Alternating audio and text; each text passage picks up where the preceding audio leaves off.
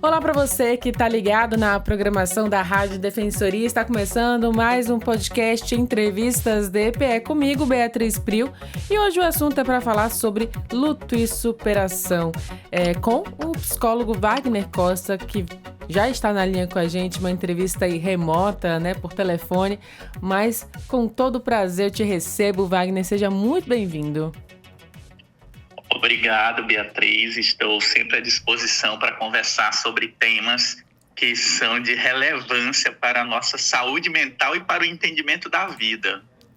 Wagner, então hoje o assunto escolhido, visto também a proximidade do Dia de Finados, é uma data em que muitas pessoas entram num processo de reflexão, introspectivo, lembrando das pessoas amadas, dos seus entes queridos que já partiram, Tem muita gente que talvez tenha perdido alguém recentemente e lidar com essa perda, com esse luto, e superar isso é um processo também emocional. E eu queria que você explicasse, na verdade, de acordo com os termos psicológicos e de acordo com a ciência, o que de fato é o luto, O que significa essa palavra? Veja, essa palavra, ela tem um significado de perdas. Então, quando nós falamos sobre luto, nós estamos falando que alguém perdeu algo que é importante para ela. Esse algo importante pode ser um ente querido que ela perdeu porque aquela pessoa faleceu. Pode ser, por exemplo, um ente querido que foi embora, que se mudou e a pessoa vive uma espécie de luto. Pode ser um relacionamento que terminou. Então, o luto, ele está associado a uma sensação de tristeza e de desorganização. A gente poderia dizer que é uma reação emocional associada à perda. Então, embora a gente sempre fale de luto relacionado à morte, essa experiência também é vivenciada, como eu falei anteriormente, em relação a término de relacionamento, a fim de amizade, a perda de um emprego.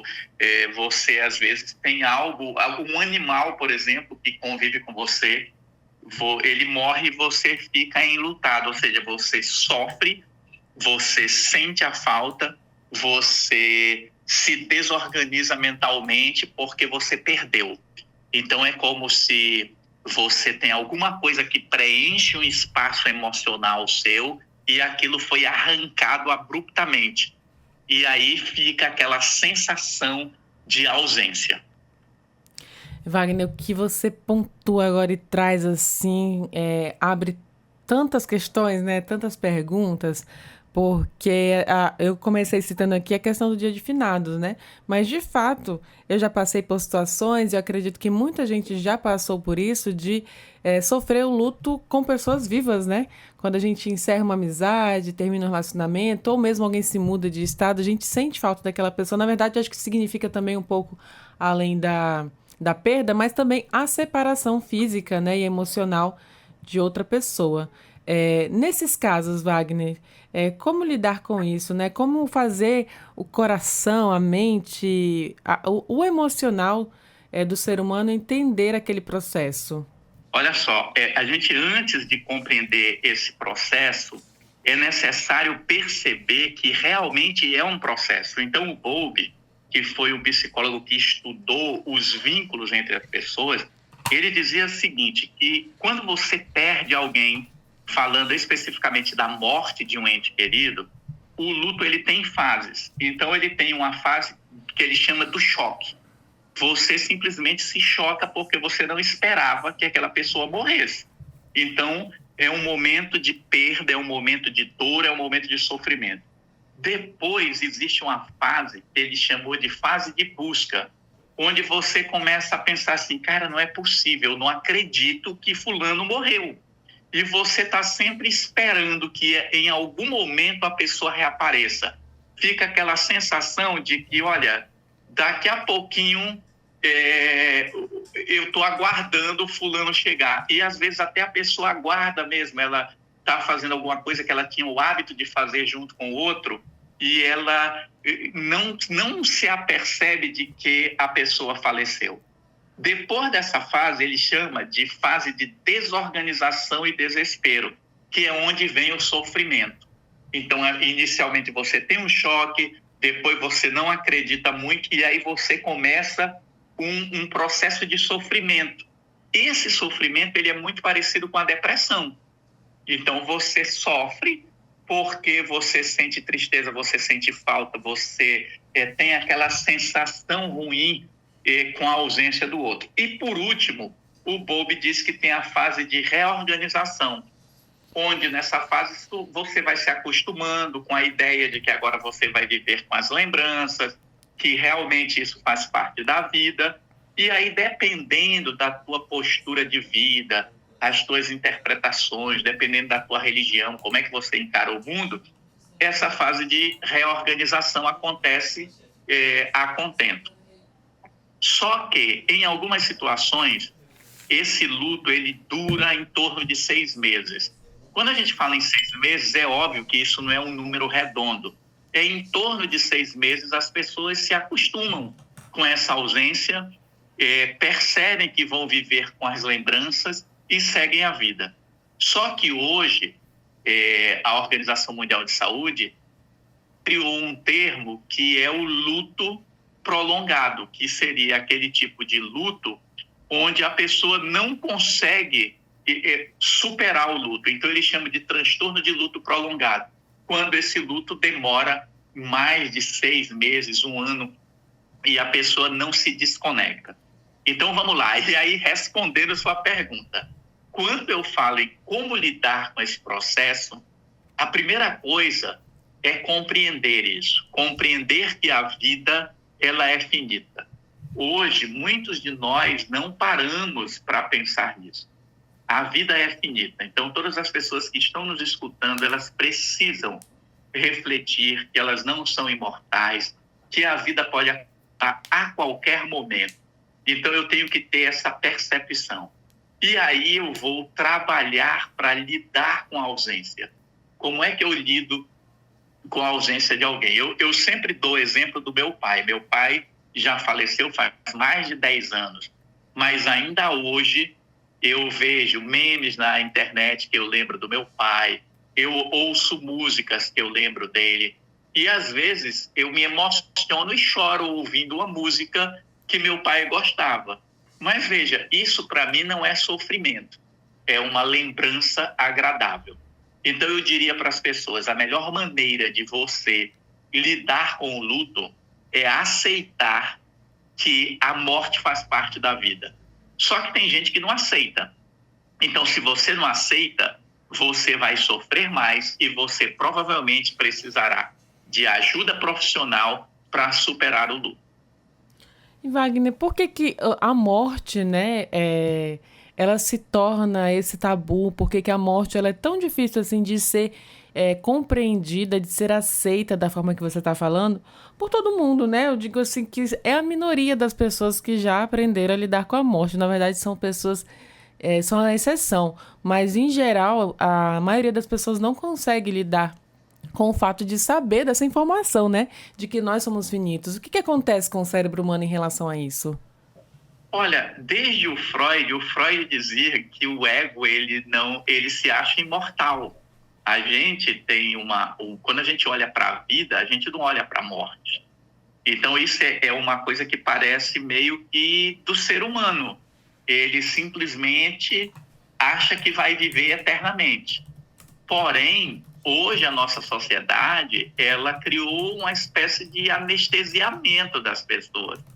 As pessoas hoje estão focadas nos ganhos, nas conquistas, querendo viver para sempre. Então, é muito comum a gente estar vendo as pessoas com essa... Eu vou usar a palavra que eu uso, maluquice, de querer se transferir para um computador, como se o fato de um computador poder emular ou imitar a minha personalidade, como se isso fosse eu. E, na verdade, um computador jamais será eu. Sabe por quê? Porque o computador não pode esquecer as coisas. E eu esqueço as coisas. E, às vezes, eu esqueço coisas importantes.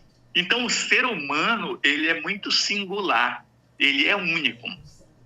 Mas as pessoas estão vivendo de uma forma fantasiosa. Então, a gente está achando que vai se mudar para Marte. Tem gente que está querendo comprar uma namorada robô, porque o outro louco do Elon Musk fica aí desfilando com um robô, que é uma inteligência artificial, levando para jantar, como se isso fosse um ser humano. Então, eu acho, é uma opinião muito particular minha, que as pessoas perderam o rumo. E a gente precisa voltar para a espiritualidade, sabe? Para a vida e olhar a vida como realmente ela é. E a vida como realmente ela tem o nosso nascimento e a morte, ou seja, a finitude da vida faz parte da nossa vida. Sempre fez. E as pessoas parece que estão perdendo isso. Wagner, você tocou num ponto agora que eu citei, inclusive, mais cedo aqui na outra entrevista, é, sobre inteligência artificial. Agora, inclusive no WhatsApp, não sei se você já viu, tem a inteligência artificial agora do WhatsApp. E aí eu até vi um meme de um print, né, na rede social, de uma mulher perguntando assim, você pode fingir que é meu namorado, né, no WhatsApp? E aí a inteligência artificial já respondia, oi amor, tudo bem, não sei o quê. Então, de que forma, na verdade, que essa inteligência artificial, né, essa criação dos robôs, como você falou, ela interfere também nesse processo, né, das pessoas entenderem o luto, né? Talvez alguém passe por um momento difícil, não aceite, né? E queira criar um personagem daquela pessoa que partiu. A inteligência artificial, ela veio realmente assim para impactar o mundo, a sociedade e até essa relação com a morte? Olha, Beatriz, é importante a gente perceber que a inteligência artificial e toda a tecnologia, elas não são boas nem ruins.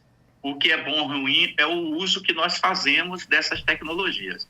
Então, muitas vezes o que ocorre é que as pessoas vão se desconectando da vida. Então, algo que é muito importante nós percebermos é o seguinte, o nosso cérebro, ele se molda ao mundo. Então, o cérebro humano, ele vai se moldando. Como você disse, o tempo está ficando cada vez mais quente, o cérebro vai tentando se moldar a isso. Sem perceber, nós vamos criando características. Eu vou dar um exemplo bem trivial. Há 20 anos atrás, nós tínhamos um negócio chamado agenda de telefones. Então, o que a gente fazia? A gente tinha um caderninho, nós anotávamos o nome das pessoas e o número do telefone dela. E usávamos esse caderninho para relembrar das coisas, dos números. Só que, como às vezes o caderninho não estava à disposição, eu decorava números. Então, a gente decorava o número da mãe, do tio, da avó, dos amigos. A gente sabia um monte de número de telefone decorado. O que aconteceu com o nosso cérebro? A gente se adaptou ao celular. Ninguém decora mais nada. Às vezes as pessoas perguntam o meu número de telefone e eu não lembro, entendeu? Por quê? Porque é um número que eu não uso, eu não digito ele.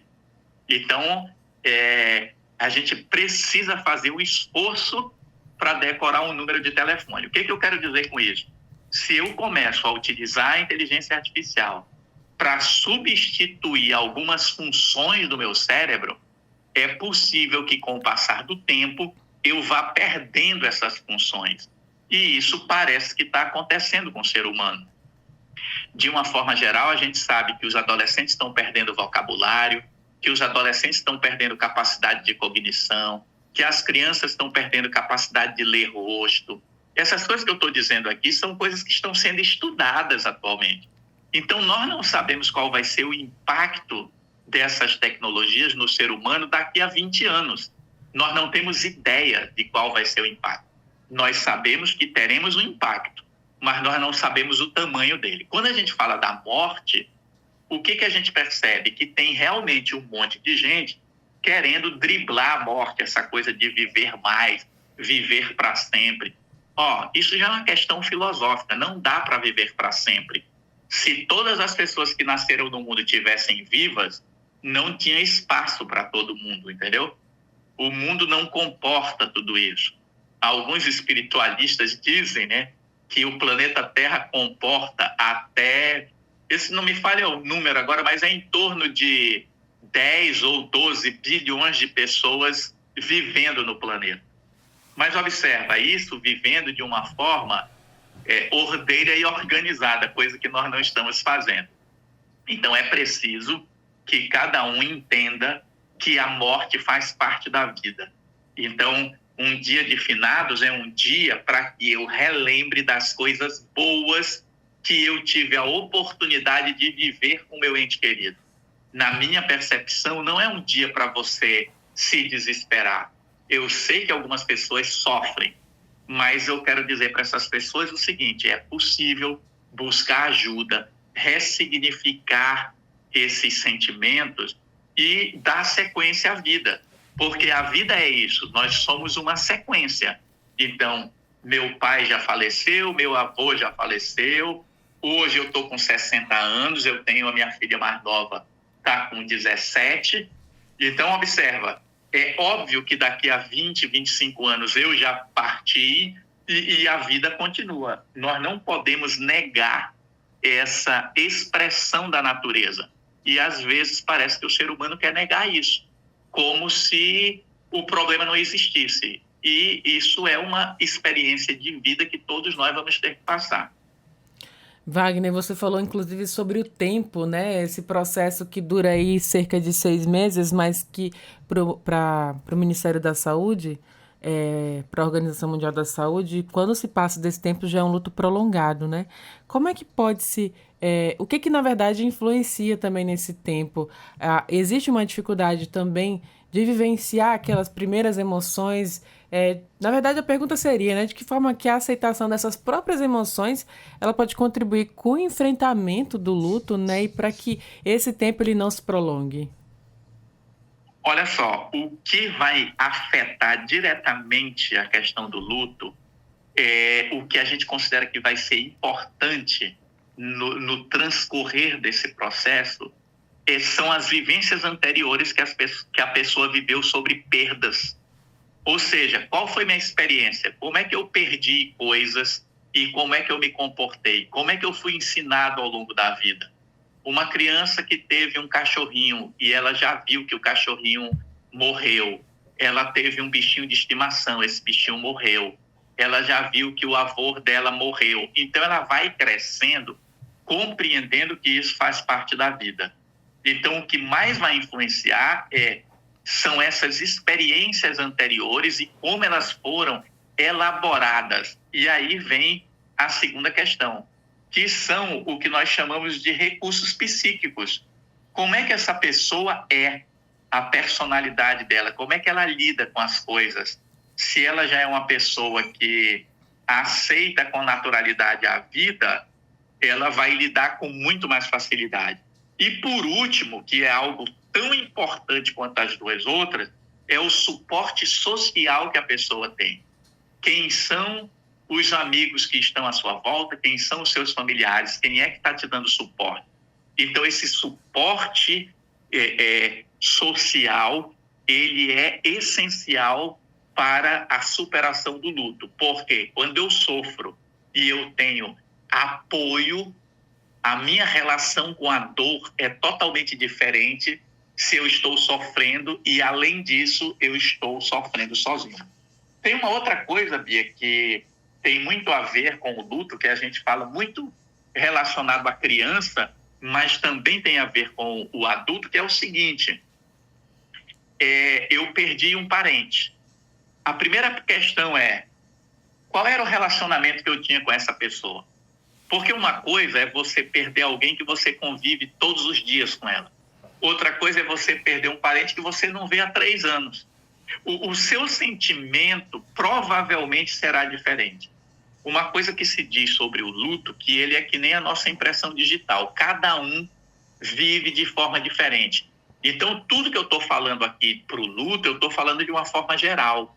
Isso não vale para todas as pessoas, porque cada um de nós vai reagir em situações diferentes. Então, a primeira coisa, como era meu relacionamento? Outra pergunta que a gente precisa compreender é o seguinte: qual a idade e o sexo da pessoa que está enlutada? Porque dependendo da idade dela, ela vai ter reações diferentes. Eu, mais jovem, às vezes eu não percebo, mais idoso, eu nem percebo, isso passa despercebido. Então, qual é a idade e qual é o sexo dessa pessoa? Geralmente as mulheres, por uma questão cultural, que eu diria assim, machista, elas são mais conectadas no cuidado. Então elas terminam sofrendo mais, entendeu? Do que os homens. Outra questão a ser considerada são as causas e as circunstâncias da perda. Porque alguém que morreu a partir de uma doença que ele foi definhando, que ele foi sofrendo, que você acompanhou esse sofrimento, às vezes chega um ponto do sofrimento que o próprio parente reza para Deus pedindo que ele leve aquela pessoa para ela não sofrer mais. Então eu tenho que ver qual a circunstância e a causa da morte. É diferente você perder um parente idoso com 80 anos que desenvolveu um câncer do que você perder um parente de 30 anos por câncer. Ou você perder um parente de 17 anos que morreu num acidente trágico. Então, essas coisas mudam muito o sentimento. E ainda acrescentaria duas, né? A personalidade da pessoa, que eu comentei anteriormente, qual é meu perfil, como é que eu encaro a vida. E, por último, novamente, a rede social. Quem são os meus contatos? Observa que tudo isso são muitas variáveis que vão nos afetar. Então, o que é melhor para cada um de nós? Aceitarmos a finitude da vida e conversarmos mais sobre esse tema. Esse tema não pode ser conversado só no 2 de novembro, só no mês de novembro. Nós precisamos compreender que todo dia nascem pessoas e todo dia morrem pessoas. E agora, atualmente, nós estamos quase tendo menos nascimentos do que mortes. Porque na minha época, os casais tinham 7 filhos, né? Hoje, os casais, quando tem um. Entendeu a diferença? Agora dizem que a gente caminha para a extinção, Wagner. Então, mas é isso, é mais ou menos isso. A gente está caminhando para a extinção porque a população em alguns países, outro dia eu estava lendo, né? Portugal, por exemplo, é um país que está em decréscimo. A população está diminuindo porque as pessoas não têm mais filhos. Então, tem cidades que estão em declínio, né? Cada vez mais essa população está diminuindo. É uma realidade dos dias de hoje, né? Wagner, e em relação à espiritualidade, né? De que forma que a espiritualidade, né? A religião, a fé, ela pode dar um conforto também para esse momento? Olha, eu acredito que esse conforto, ele é, assim, fundamental. E quem tem uma religião, quem tem uma vivência religiosa vai lidar com muito mais tranquilidade do que quem não tem. Quando eu digo lidar com mais tranquilidade, é aquela ideia de que vamos ver a pessoa que vive a religião. Porque tem muita gente que diz que é religioso, mas como se diz por aí, é falso, entendeu? É fake. A pessoa diz que é cristão, mas ela está aí querendo tocar fogo nos outros, entende? Então, eu estou falando aqui de uma religiosidade autêntica. Então, quando a gente fala de religiosidade, a religião ela tem uma questão fundamental. Por quê? Porque a religião em si, ela trata dessa relação com o mistério da vida. Eu não estou aqui colocando a religião no sentido de rótulos, mas eu estou falando daquela religião que te conecta com o Criador, que te conecta com o mistério da vida. É aquela religião onde você entende que não compreende o mundo, mas que você aceita o mundo como ele é. Para mim, esse é o cerne da religião. Então, uma religião saudável, que te ensina ética, que te ensina respeito, que te ensina aquilo que está proposto nos 10 mandamentos lá da Bíblia Católica, uma religião saudável que te ensina isso, independente do rótulo que ela tenha, ela vai te trazer uma certa paz em relação à vida. Então, a princípio, toda pessoa que vive uma religião, ela vai sofrer com as perdas, ela vai sofrer porque o parente faleceu, mas ela vai lidar com isso com mais naturalidade. Por quê? Porque ela sabe que existe um fluxo, sempre existiu um fluxo de nascimento e morte, e todo ano nascem milhares de pessoas e todo ano morrem milhares de pessoas. Então, quando eu, dentro da religião, foco nesse processo, a vida se torna natural. Como diria, né, se lembrei aqui do Paulo de Tarso, né, em algum lugar no Novo Testamento, quando ele pergunta, né, morte, onde está teu aguilhão? Ou seja, a morte perde o sentido. E são essas pessoas religiosas que terminam se expondo e são assassinadas porque estavam defendendo os pobres, elas se expõem e são assassinadas porque estavam defendendo a natureza. E a gente vê aí um monte de gente brigando direita e esquerda e poucos preocupados com o ser humano. Se nós parássemos de querer saber se eu sou de esquerda ou direita e conversássemos sobre quais as possíveis soluções para uma vida mais saudável do planeta, com certeza o mundo seria melhor. Wagner, agora é aquele negócio, né, de você aprender a também lidar com si mesmo e com o próximo, né? Você aprender a entender as diferenças e os limites da vida também. Wagner, agora mudando um pouquinho também até da pergunta, o luto, né? Ele adoece também o corpo fisicamente? Com certeza. Veja, a dor emocional, ela se torna dor física, entendeu? Ela se torna dor física.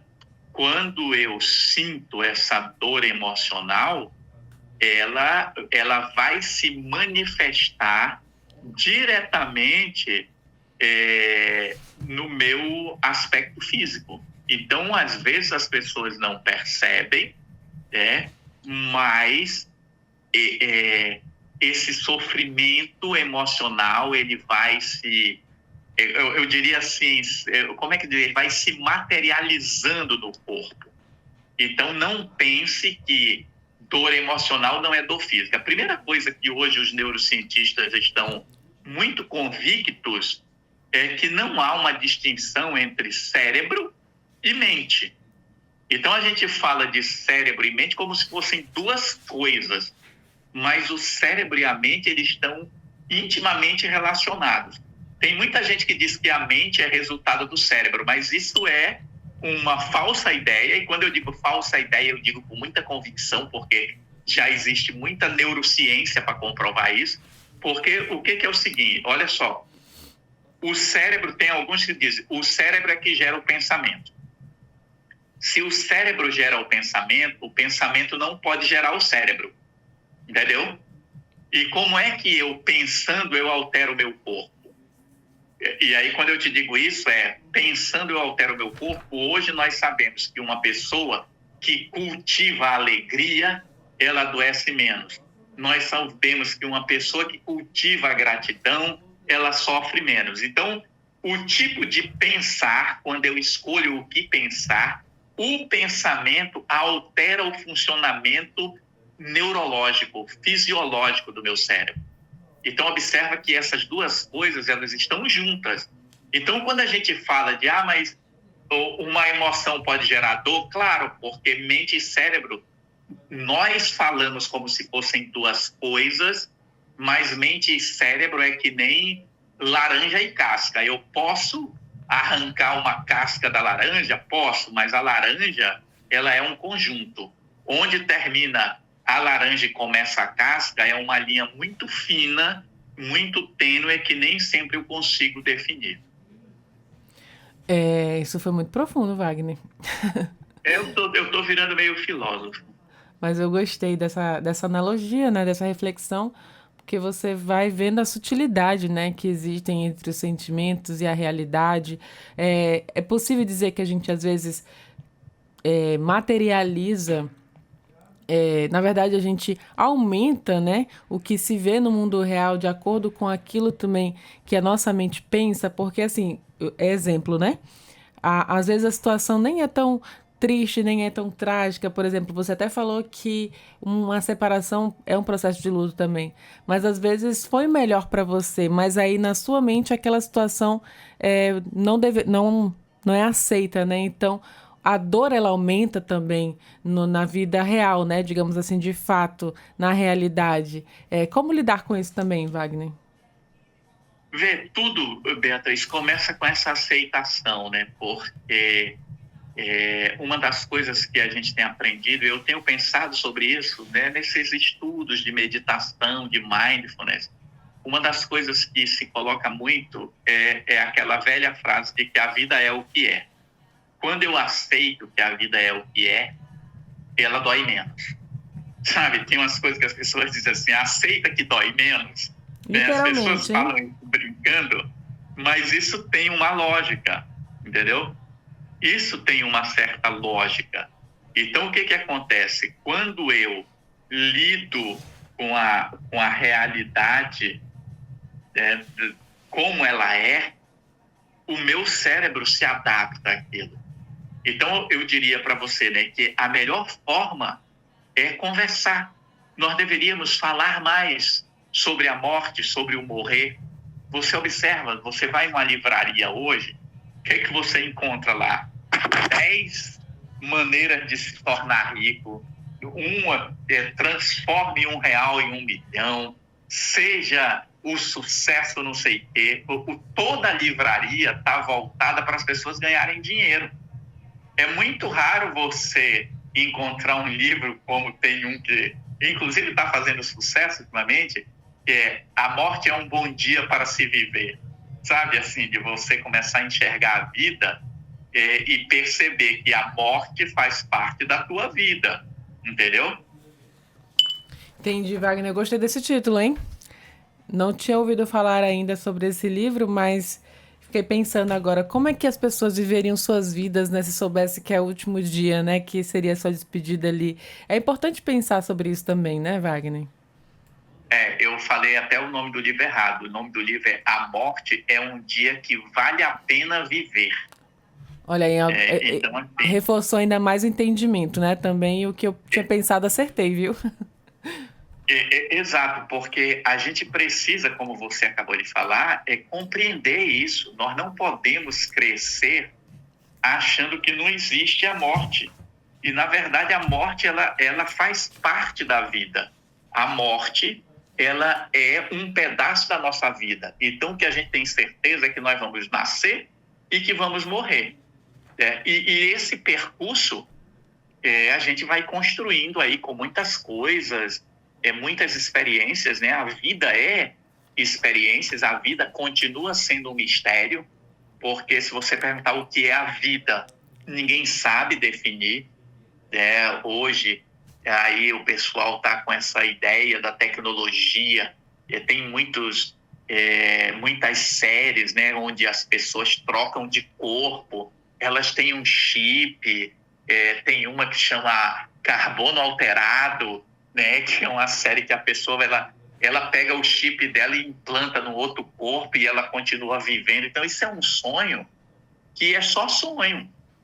É só sonho, porque o que nós temos até aqui é início, meio e fim, entendeu?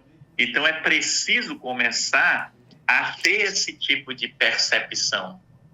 E muitas vezes as pessoas estão negando. O que me incomoda, eu vou usar a palavra se me incomoda, é a negação, entende? Porque você ficar triste, você sofrer, você sentir dor porque perdeu um parente, você sentir dor porque perdeu o emprego, você xingar, sabe?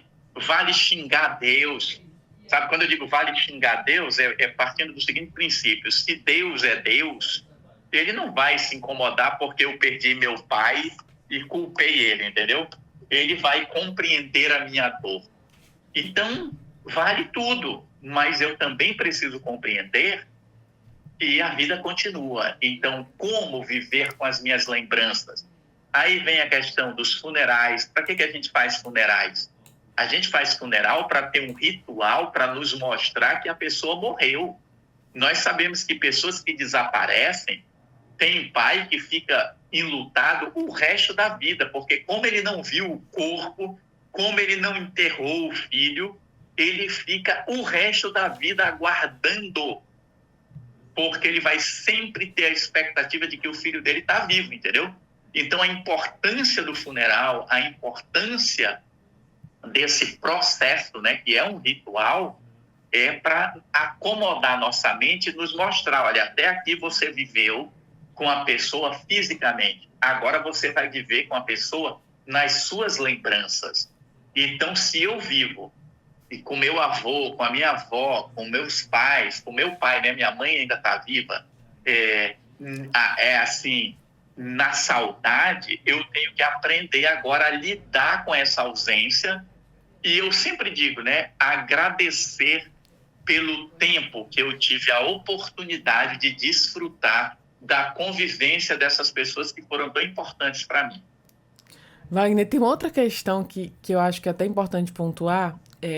Esses tempos eu até vi um colega, né, de profissão falando sobre a perda da mãe dele, e aí falou assim que ele, lidando bem com o luto, né, digamos assim, que ele estava muito feliz, né, lembrando da mãe dele, de forma positiva, com as boas lembranças, porque ele sabe que o momento que ela esteve viva e que ele conviveu com ela, ele aproveitou cada momento, cada instante, né? Viveu bem, né? Teve uma vida boa com a mãe dele, ela deixou bons ensinamentos, boas lições, e ele pôde aprender muito com ela. Então, assim, era uma reflexão bem bonita, né? Como também garantir que isso aconteça, né? Porque, aliás, como lidar com aquelas pessoas que não souberam viver, né, dessa forma e carregam uma culpa, né? Como lidar com essa culpa pós-morte também?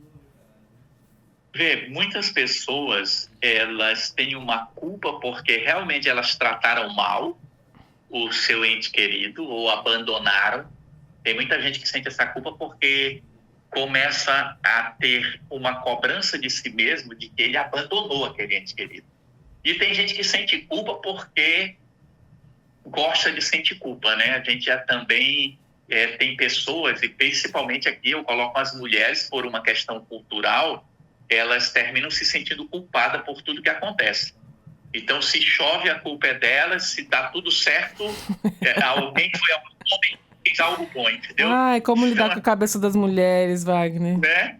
Então, assim, as mulheres sofrem por uma questão cultural, mas como é que a gente vai lidar com isso? A gente precisa ter paciência com a pessoa, a gente precisa entender que ela não sou eu, que a forma dela lidar com a realidade é diferente da minha, então nem sempre eu consigo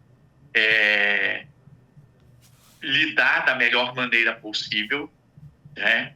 Então, isso é algo que a gente precisa estar mais atentos, muito mais atentos sobre isso, e perceber que o silêncio, que a presença, que a companhia, que o apoio, que o cuidado, eles são muito mais importantes do que o que eu falo para a pessoa.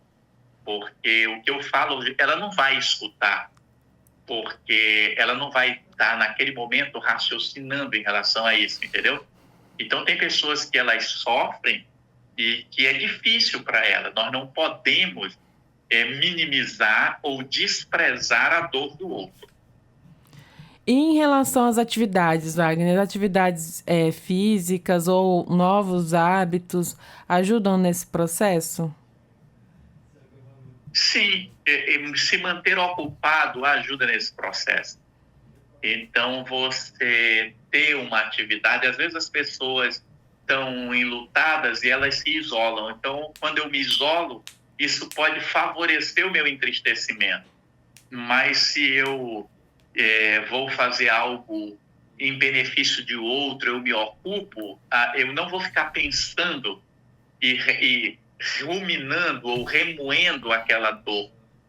De alguma forma, meu cérebro, quando eu estou focado fazendo alguma coisa, termina me tirando do sofrimento. Então, é muito importante nós termos esse tipo de percepção, né? A gente precisa estar sempre ligados nesse processo. Então, quando eu quero vencer uma dor, é melhor eu não ficar pensando nela, é melhor eu procurar outra coisa para fazer. E é claro, Beatriz, cada pessoa é um mundo à parte. Então, eu diria assim, que quando a gente fala que as pessoas precisam fazer terapia, não é só fazendo propaganda da psicologia, é porque a gente compreende que conversar com alguém que te ajuda a refletir sobre teus pensamentos, isso é saudável. Às vezes a gente faz isso no grupo da religião, às vezes a gente faz isso numa conversa entre amigos, mas o que a gente vê é que raramente as pessoas sentam para falar sobre a vida. As pessoas sentam para falar sobre futebol, as pessoas sentam para discutir por que o Vini Júnior não ganhou a bola de ouro. As pessoas sentam para discutir por que como é que diz? O porta-pirulito da empresa lá custa $600, entendeu? Mas elas não falam sobre a vida e deveriam. Falar sobre sentimentos, né? Sobre as experiências, as vivências, os aprendizados. Seria isso, Wagner? Sim, sim. Eu ainda há pouco estava conversando com a minha filha e eu estava falando sobre um livrinho que eu achei na internet, que eu achei muitíssimo interessante, que é um livro que fala sobre sentimentos. E assim, aí o primeiro sentimento que fala lá é ternura. E aí eu fiquei pensando, né? Como é que a gente sente ternura? O que é ternura? Porque a maioria de nós sente raiva, alegria e tristeza. Entendeu? Sim. Mas como é que eu sinto empatia? Como é que eu sinto ternura? Então eu preciso saber o que é ternura, saber como sente ternura e viver uma experiência para que eu perceba, olha, isso aqui que eu estou sentindo agora é ternura. Então, eu conhecendo mais os meus sentimentos, eu lido melhor com a vida. E se eu lido melhor com a vida, eu lido melhor com a morte, porque quem vai compreendendo a vida vai se conectando que a vida é um processo. Então, você pode ver que as pessoas que são boas, elas não estão preocupadas com a morte e nem têm medo de morrer, porque no raciocínio delas é assim, se existe vida após a morte, eu estou bem, e se não existe, está resolvido, entendeu? Quem Não tem deixei medo mal de a ninguém, morrer, né? exato, quem tem medo de morrer é aquele que ele tem uma desconfiança que existe vida após a morte e ele tem absoluta certeza que ele não está vivendo adequadamente. Esse daí tem medo de morrer. Entendeu? A sutileza, isso é algo que deveria fazer parte da nossa vida.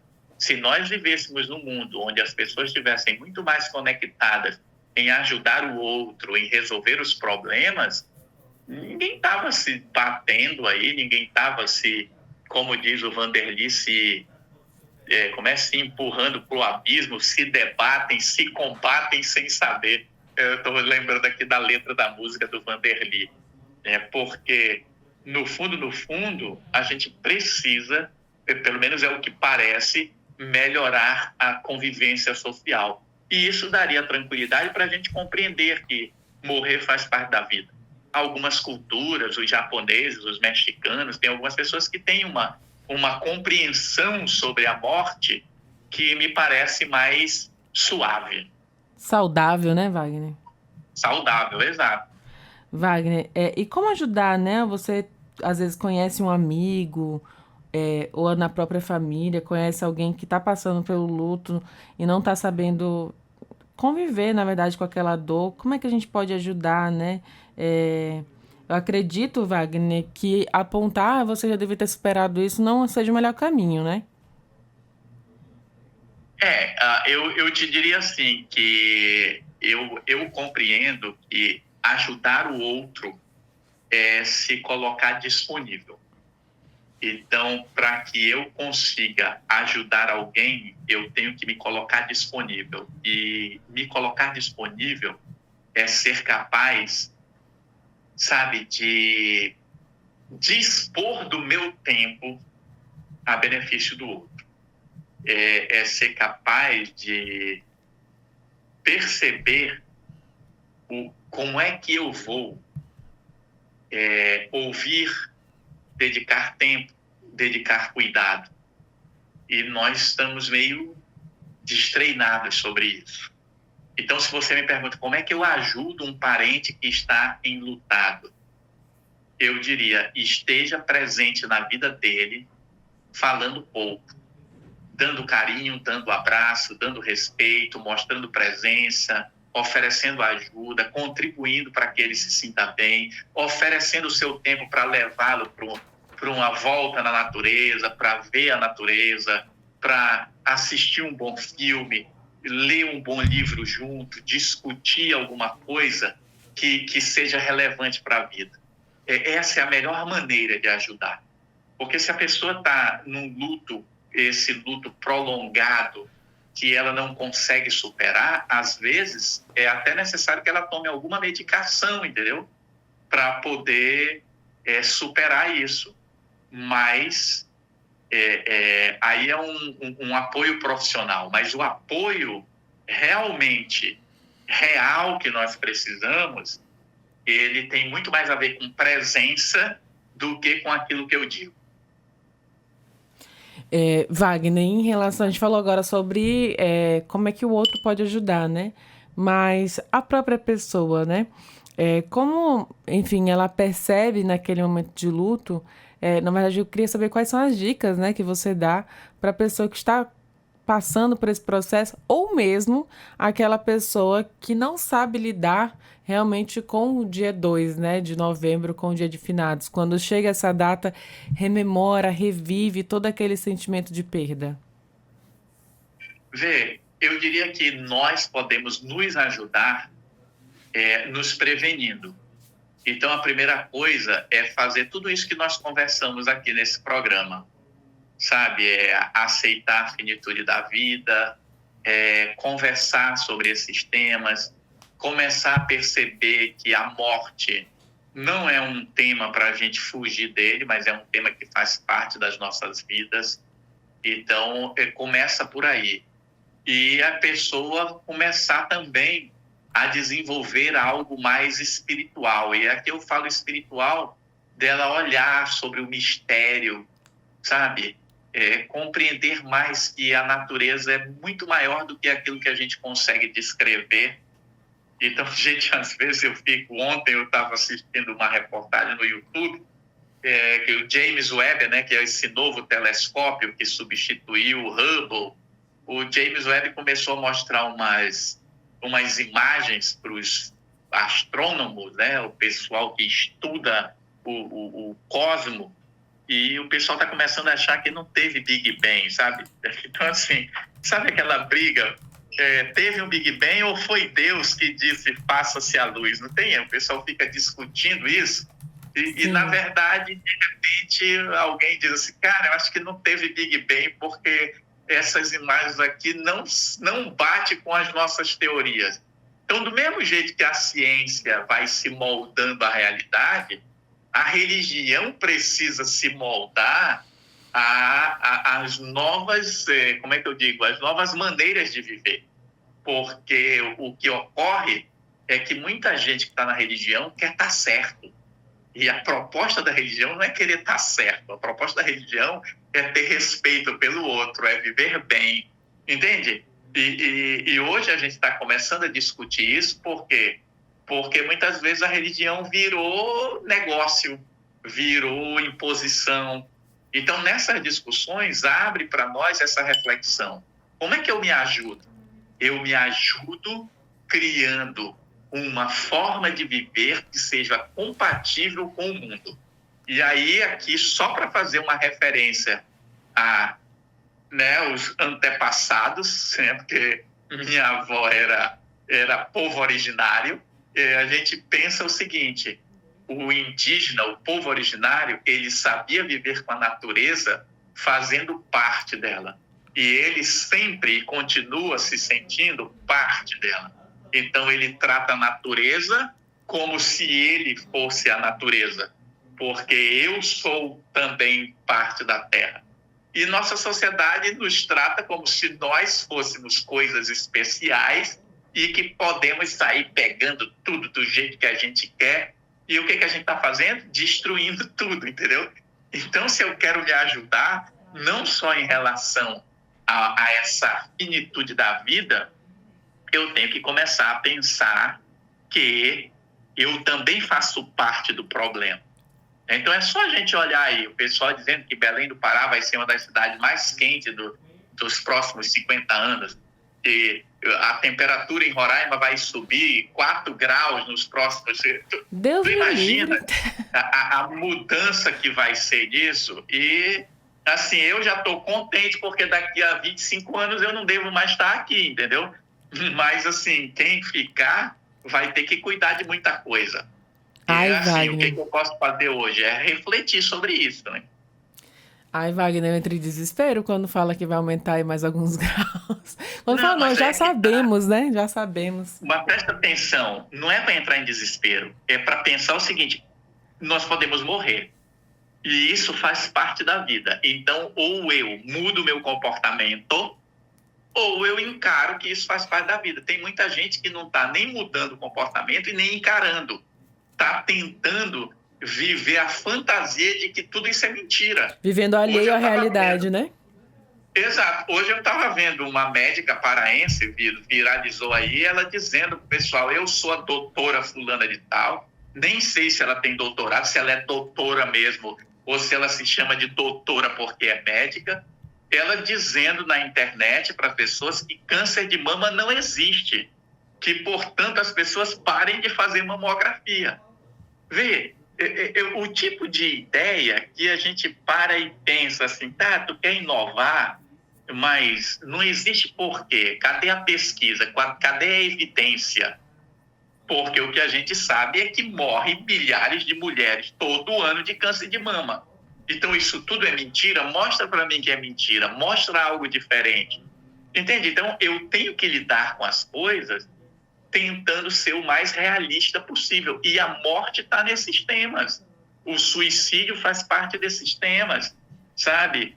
A miséria, a pobreza faz parte disso. Então, as pessoas saem fazendo afirmações sem um pingo de lucidez e sai por aí. E aí o pior, né? Tem gente que acredita.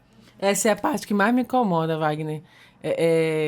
Das pessoas, aliás, de iludir, né, e de fazer com que pessoas, talvez sem conhecimento, ignorantes no sentido de saber aonde buscar informação certa, né, e conhecimento, acabam acreditando nisso. É realmente triste isso, é inadmissível. Mas, Wagner, como que o luto, né, aliás, lidar com a morte faz a gente mudar a perspectiva também de como enxergamos a felicidade, né? Porque, como você falou, tudo é passageiro, tudo é finito, né? Então, sabendo que em certo momento a gente vai deixar esse mundo, né? Dependendo da religião de cada um, com um destino diferente, né? Vai para algum lugar ou não vai para lugar nenhum. Sabendo disso, como você percebe? Então, eu tô sofrendo à toa, né? Eu tô batendo cabeça com isso, perdendo meu tempo, sendo que eu sou finito, eu tenho que viver melhor. Isso muda também essa perspectiva de felicidade? Muda porque a partir do momento que eu vou compreendendo melhor a vida, eu vou dando sentido melhor à vida. Porque muitos filósofos dizem que a vida não faz sentido. Quando você olha assim para a vida, você fica meio perdido, né? Então, muitas vezes a vida parece não fazer sentido. Então, eu preciso construir um sentido para a minha vida. E o que nós fizemos ao longo dos séculos? Ao longo dos séculos, nós desenvolvemos a religião como uma maneira de trazer sentido para a vida. Só que a religião meio que se perdeu nesse processo. Então, hoje nós temos religiões onde se fala muito mais de dinheiro do que de sentido para a vida, entendeu?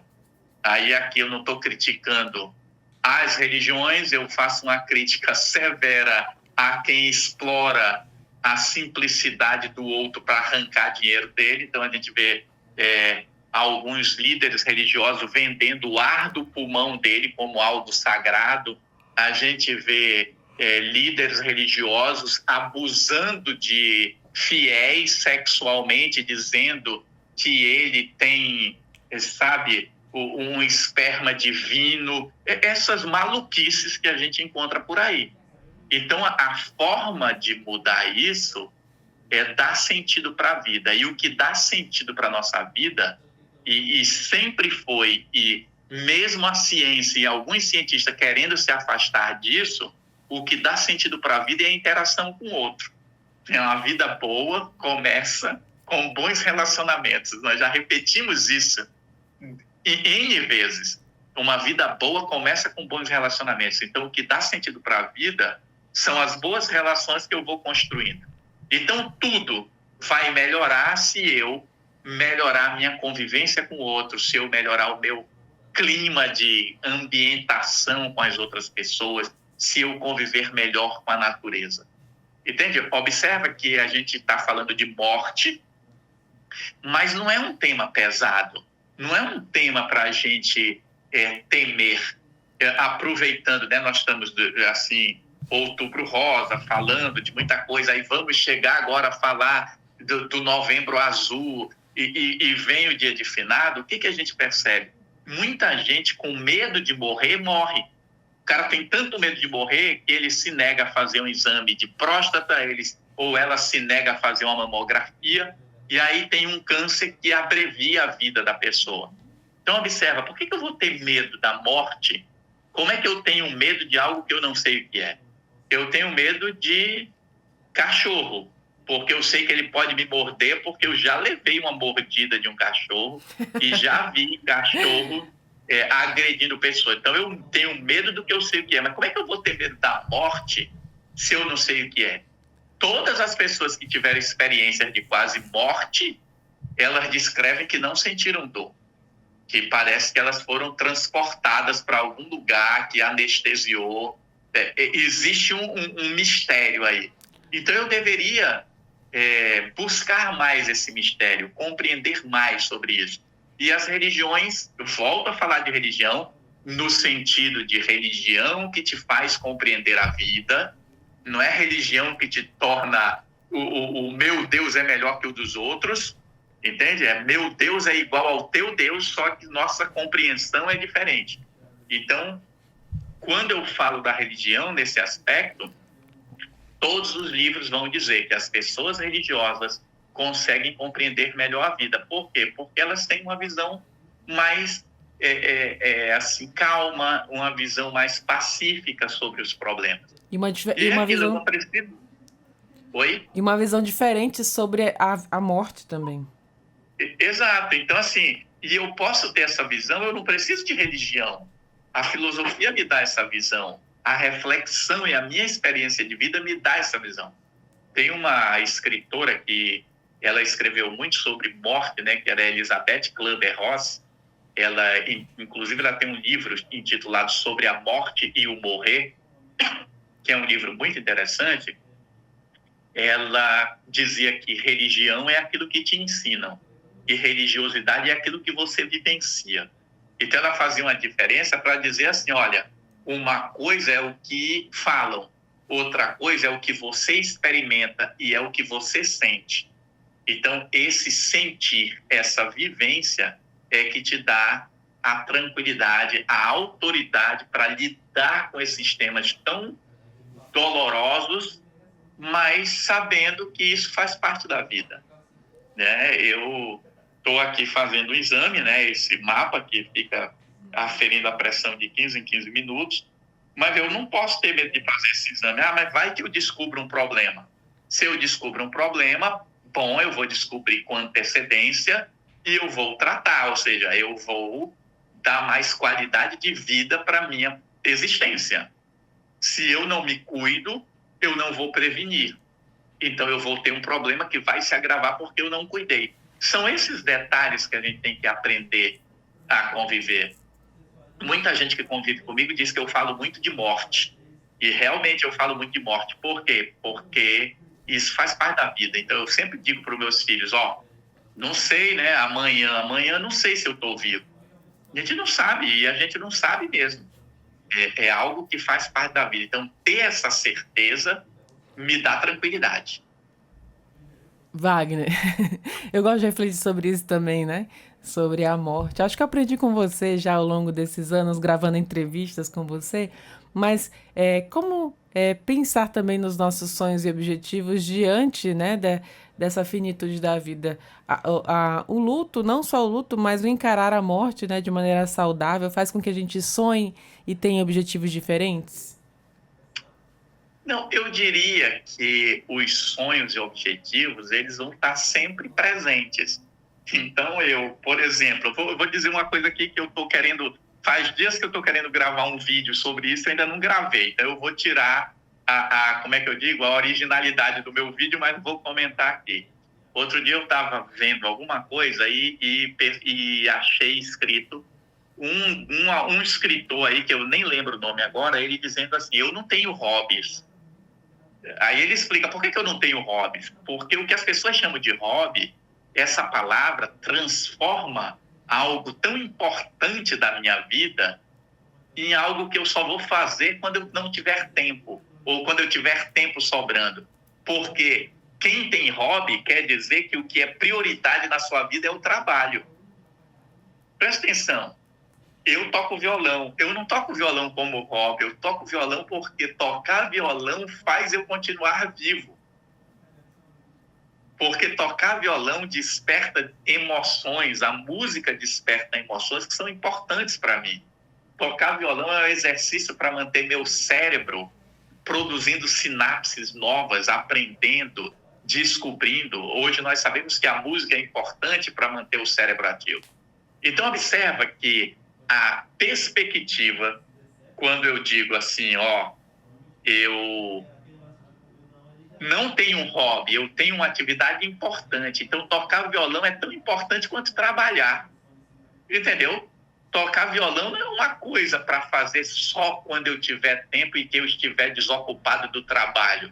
Quem foi que disse que o trabalho é a coisa mais importante do mundo?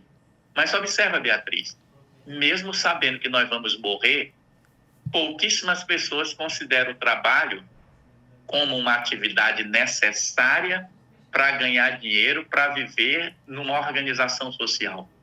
Mas o hobby é visto como algo que, assim, é necessário, mas só quando você estiver desocupado, entendeu? Sim. E nós não podemos viver assim. Então, se eu quero ter uma nova perspectiva, ter novos sonhos, veja, eu, por exemplo, acredito que a vida continua após a morte. Então, tudo que eu estou aprendendo, eu vou levar comigo. Na minha religiosidade, a gente diz o seguinte, olha o que tem na cultura do espiritismo. O pessoal diz o seguinte, que aquilo que você leva anos para aprender aqui no planeta Terra, você aprende em minutos na espiritualidade. Isso poderia levar alguém a dizer assim, então já que lá eu aprendo muito rápido, eu nem vou estudar aqui que eu estou perdendo tempo. Mas observa, quando eu estudo aqui, eu estou estudando aqui para viver aqui. Nesse momento eu estou aqui, então eu preciso ter salário, eu preciso saber conviver com aquilo que tem aqui. Eu não acho que a sociedade é justa, mas é nela que eu vivo. Então eu tenho que aprender a viver aqui. E, claro, tudo que eu desenvolvo aqui, eu estou desenvolvendo minha inteligência. E a inteligência é algo que, para os espiritualistas, é algo muito importante de você desenvolver, entendeu? Então, meus sonhos continuam sempre os mesmos, no sentido de que eu quero crescer, eu quero ser bom, eu quero ser uma pessoa justa, e eu sei que eu tenho muitos defeitos, mas eu continuo me trabalhando, independente se eu for morrer amanhã ou não. Não sei se você lembra da música do Paulinho Mosca, quando a música é O Último Dia, que ele questiona na música, né? Meu amor, o que você faria se só te restasse um dia? Entendeu? Se o Entendi. O que mundo que você fosse faria, Wagner? acabar... Não, olha a letra dele. Se o mundo fosse acabar, o que você faria? Veja, eu não mudaria nada da minha vida. Eu ia continuar vivendo as coisas que eu estou vivendo. Talvez se eu tivesse absoluta certeza que o mundo vai acabar daqui a um mês, eu ia desacelerar e ia estar mais próximo das pessoas que eu amo. Era isso que eu ia fazer. Mas veja, tem um monte de gente que ficaria louco, desesperado. Por quê? Porque ele ainda não visitou, sabe, o Monte Roraima, porque ele ainda não conhece Paris, porque ele não ganhou todo o dinheiro. E tem muita gente aí desesperada. E o que nós sabemos é que as pessoas, quando envelhecem, elas não se arrependem por causa da Ferrari que ele não comprou ou pelo armário Todeskine que ele não comprou. Os arrependimentos das pessoas estão todos ligados a relacionamentos. Eu me arrependo porque eu tratei mal minha mãe. Eu me arrependo, sabe aquela culpa? Eu me arrependo porque eu não aproveitei o crescimento do meu filho. Eu me arrependo porque eu não desfrutei mais da vida. É isso que a gente percebe. Então eu diria para você assim, olha, minha vida não mudaria muito se eu soubesse que eu vou morrer. Eu sei que eu vou morrer, eu só não sei quando. Então, para mim, isso é uma realidade. É por isso que alguns filósofos dizem que nós deveríamos viver como se fosse o último dia, né? Eu tenho que viver e aproveitar hoje como se fosse o último dia. Eu não tenho que achar que eu tenho tempo ilimitado. Todo dia eu tenho um dia a menos de vida. Então, todo dia eu estou mais próximo da morte. Nós não podemos fingir que isso não é verdade. Agora, a grande questão se eu estou sabendo que eu vou morrer, o que eu mudaria? Porque é o dilema lá do Pascal, Blaise Pascal, lá atrás, o matemático, ele dizia assim, olha, se você vive e não acredita em Deus, não acredita nesse mistério que tem aí, se você tiver certo, quando você morrer, você não perdeu nada. Se você for uma pessoa boa. Mas agora, se você for uma pessoa má, você perdeu tudo. Porque você como é que eu digo? Perdeu as oportunidades na vida. Agora, se você acredita em Deus e faz as coisas certas, se você morrer e Deus não existir, você perdeu aí 50, 60 anos de vida. Mas se você tiver certo, você ganhou a eternidade, entendeu? Então ele colocava assim que era melhor viver acreditando em Deus do que não acreditar. Porque se você não acredita e você estiver errado, aí aquilo, você tem a eternidade para se arrepender. É melhor eu me arrepender assim, eu perdi aqui 50, 60 anos, ótimo. Então eu prefiro viver acreditando em Deus e novamente eu reafirmo, não é esse Deus aí que faz o time do outro ganhar, não é o meu Deus que é melhor que o Deus do outro. É acreditando que existe um ser supremo e que todos nós fazemos parte de um todo. Wagner, eu acho que essa mensagem aí fecha com chave de ouro o nosso bate-papo sobre aprender a viver, né? E aprender a lidar com a morte, com o luto e tudo isso que nós conversamos. Eu queria te agradecer muito, assim, por toda a sua contribuição. Foram muitas reflexões aqui. Eu já ouviu aquela frase, Wagner? Eu saio com um triplex alugado na minha cabeça. Sim, que eu saio dessa entrevista hoje. Muito, muito obrigada, Wagner. Ótimo, eu fico contente, eu gosto, né, de participar das entrevistas, e eu diria para as pessoas que nesse 2 de novembro aí que a gente está se aproximando do Dia dos Finados, né, que as pessoas lembrem dos seus entes que já partiram, mas faça esse exercício de lembrar dos bons momentos, das coisas boas. E se você quer fazer algo dia de finado, é assim, o que era que o seu ente querido gostava de fazer? Sabe? Então, faça isso. Ou propicie essa oportunidade a alguém que não pode te retribuir, sabe? Faz o bem para alguém, levando aquilo que seu ente querido gostava, ofereça para alguém que não pode te retribuir e perceba qual vai ser a sensação. Então, certamente você vai viver uma emoção diferente e pode ser que os próximos dias de finado tenham um novo significado. É isso. Muito obrigada, Wagner. Foi um prazer conversar com você mais uma vez, né? E, na verdade, eu desejo aí muito sucesso, viu? Um beijo. Outro, tudo de bom para todos nós. Obrigada. E assim a gente encerra mais um podcast Entrevistas DPE. E eu te lembro que você pode acompanhar essa e outras entrevistas acessando os canais oficiais da Defensoria Pública de Roraima. Basta acessar lá no Deezer, no Spotify e também no YouTube. Pesquisa lá por Defensoria RR. Muito obrigada pela sua companhia e até o nosso próximo encontro. Tchau, tchau!